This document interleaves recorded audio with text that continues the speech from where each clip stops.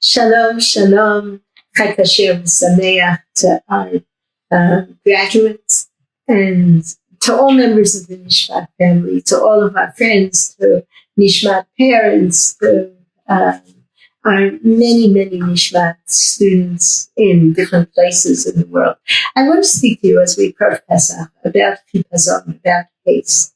We were commanded in Egypt that the Karban Pesach was to be eaten with haste. What does haste mean? Well, as distinct from our Seder, where we recline, we sit back, we have cushions around us, we even drink our wine, the Haste, reclining on our left arm. It's an expression of freedom. It's an expression of the fact that we have time. Time is in our hands. Haste means that something needs to be done immediately. When they ate Pesach Mitzrayim, they were instructed they needed to have their belts on, their loins girded. In other words, ready to get up and to go in a minute. They needed to have their shoes on. They needed to have their staffs in their hand. Even the very Karban Pesach, the instructions that came with it are, it's eaten al matzot u'magolin. It's eaten with matzah and ma'or.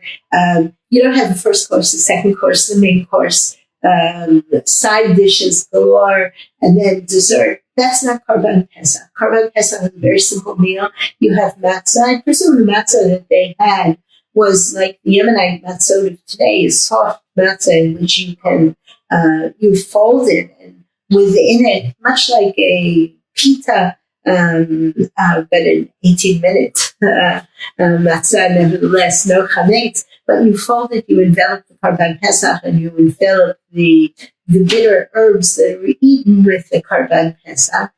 And that was it. No marinating in advance, couldn't chop the meat, you couldn't stew it, you couldn't prepare raspberry sauce. It was just plain Karban Pesach. All of this leads to haste. What was the reason for the haste? Reb Tzadok HaKohen of Lublin, who passed away, I believe, in the 1920s, not certain, gives a marvelous explanation.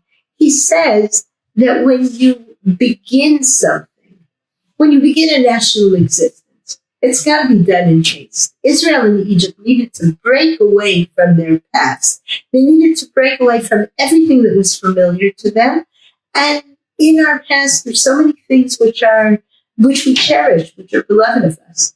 And Israel needed to go out from Egypt into a desert. A desert is nothing less than a desert. If you try to erect, if you're on a tiyul and you try to leave some markers for yourself so you'll find that place again, the markers are not going to be there. The desert wipes everything out.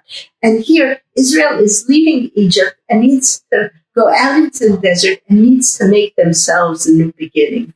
And Reb Tzadok is telling us something of that sort can only be done with haste. Afterwards, we don't want hasty decisions. We want life to proceed in a reasoned fashion, in a calculated fashion.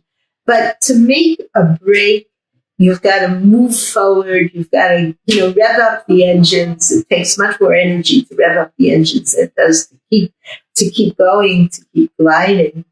And in a certain sense, I think that's what we in the world are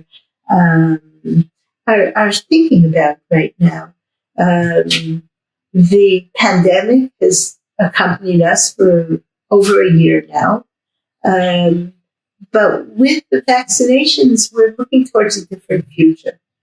And we're going to need to look back in our lives and to say, what of the last year is going to come along with us? And where are we going to make a break and start anew and with energy, with that energy of chipazon, with that energy of being able to say to oneself, why am I here on this earth? What God put me here? What's the meaning of my life? What choices am I making? We're in a moment of that sort now because we're hopefully coming out of the pandemic. We don't know how long it's going to take. We don't know whether we're going to come out abruptly like Yetziat Mitzrayim. That would certainly be the prayer of each and every one of us. Maybe it's going to be a slow exit, but we know that we will be, God willing, exiting this situation. As we exit anything, the question needs to be asked by us, so what do we want for our futures? And I wish us all an evening which is not going to be accompanied by chipazon. It took chipazon haste to get out of Egypt, but our Pesach is a time of contemplation. I wish us that we'll be able to contemplate, to reach deep into our souls, to ask ourselves those questions of, as we exit and we enter into a different world, how do we want that new world for us to be, for ourselves, for our families, for mankind? Can we emerge with a new birth to a better type of existence than previously?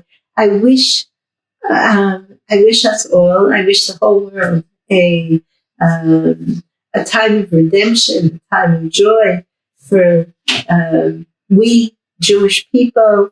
Pesach is a cherished holiday for us. May you all have a joyous and kosher Pesach. Chag Kasher v'Sameach.